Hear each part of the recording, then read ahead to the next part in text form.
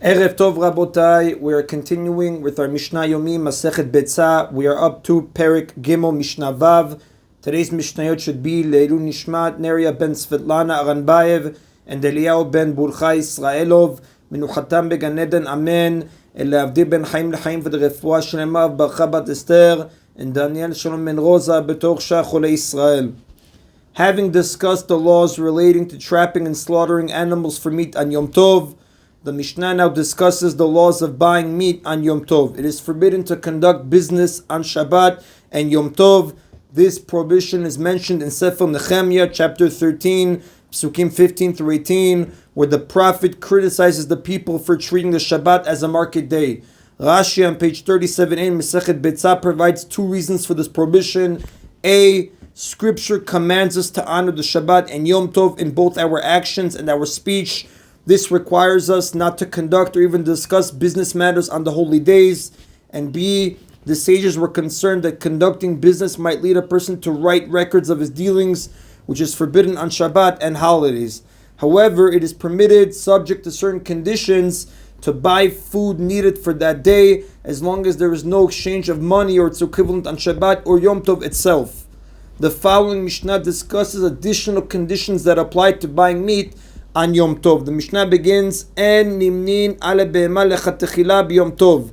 A group may not be formed in the first place on Yom Tov to buy an animal by having each person agree to pay a certain price for a share. Now, nimnin actually means to be counted, but here it's referring to a group because a group is formed by counting in people who wish to join. Now, like we said, we may not form a group on Yom Tov to buy an animal by having each person agree to pay a certain price for a share. For example, 3 people may not say, let us buy this animal for 3 zuz and each of us will pay 1 zuz. Since there was no refrigeration in those days, the commentators explain it was common for people to join together to buy an animal to slaughter on Yom Tov. Now, a group cannot buy an animal until they have enough money to pay for it.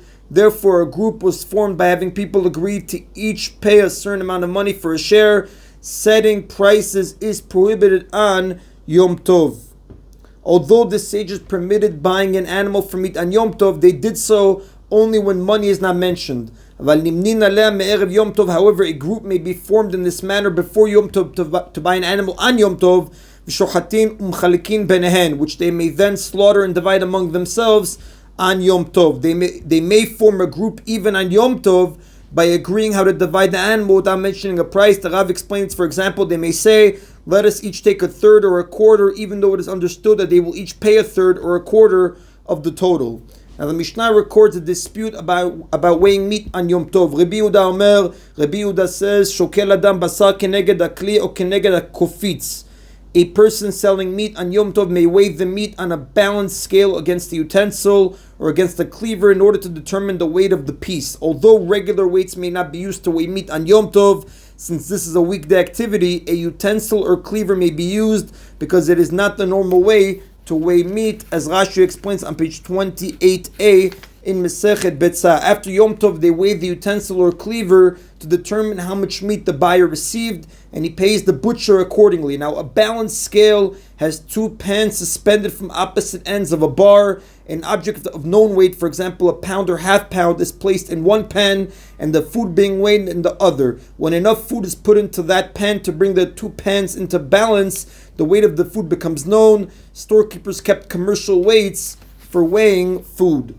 But the sages say, En mashkichin bechaf moznaim kol ikar. We pay no attention to a scale on Yom Tov at all, meaning a scale may not be used for any purpose on Yom Tov. The sages consider using a scale to be a weekday activity, even if the weights placed in it are not regular weights. The sages add that a scale may not be used at all to teach that we may not even put meat on it to protect it from mice. Now Rashi explains on page 28a, these scales were suspended from hooks high above the ground, out of reach of mice. But again, the sages say that is not allowed. And the Rav does tell us, the halacha follows the opinion of the sages. And that is in a Mishnah Vav. Mishnah Zayin now continues, having discussed what a group may do to purchase an animal to slaughter on Yom Tov, the Mishnah now proceeds to discuss what may be done to sharpen a knife on Yom Tov for slaughtering the animal. However, the Mishnah's discussion does not relate specifically to knives used for slaughter, but to all knives. The Mishnah begins, and mashchizin et sakin biyom tov. One may not sharpen a knife on a wet stone on Yom Tov, since this is similar to fixing a utensil, which is forbidden on Yom Tov. Sharpening a knife on a whetstone, it was a special type of stone used for sharpening metal instruments, makes the blade especially sharp and gives the appearance of fixing a utensil. Sharpening in this matter is therefore forbidden as a weekday activity. Repairing a utensil to make it usable is forbidden as a tolada, a subcategory of the melacha of makeh bepatish, striking the final blow. But sharpening a knife is not actually a melacha though, since it was a knife even without being sharpened. Therefore, it is only forbidden because it's being done in the manner that it was done on the weekday, and that's a weekday activity. Now, although melacha is permitted on Yom Tov for the preparation of food, it is forbidden to make a knife on Yom Tov. Making a knife does not prepare any food; it merely prepares a knife that will then be used to prepare food. According to the Tana of our Mishnah, melachot of this kind, known as machshirei nefesh, preliminaries to the preparation of food, are not permitted on Yom Tov. Therefore, sharpening a knife is also forbidden as a weekday activity because it resembles making a knife, as the Gemara says in page 28a in Masechet Beitzah. The Gemara cites another Tana who permits doing even preliminaries, and there's much discussion concerning the halacha. The Beit Yosef speaks about it in Orach Chaim, chapter 509, halacha 2. The Mishnah continues, Aval masial gabe chaverta, but one may scrape it against another knife because this is not the normal way of sharpening knives during the week. Now the second half of the Mishnah returns to the rules for buying meat on Yom Tov. Like we spoke about in Mishnah 6, a group buying an animal, slaughtering it, and dividing it among themselves. Our Mishnah now discusses individuals who want to buy small amounts of meat from a butcher on Yom Tov. Lo yomar adam letabach shkoli b'dinar basar. A person may not say to a butcher on Yom Tov, wait for me, meaning sell me a dinar's worth of meat, since we may not mention price on Yom Tov like we went in the previous Mishnah. Aval shochet umchalkim benehen, but a butcher may slaughter an animal and have the customers divide the meat among themselves, meaning with each customer taking a regular cut of meat without any price being mentioned. After Yom Tov, the customers pay the standard price for the pieces of meat they took. Butchers would divide a slaughtered animal into a certain number of pieces and then sell the meat by the piece. Since these pieces were all of standard size with a known price, there was no need to mention price when buying meat on Yom Tov. In this manner, customers wishing to buy only a small amount, for example, a dinar's worth or two, were able to obtain that amount simply by asking for a piece or half a piece without mentioning a price.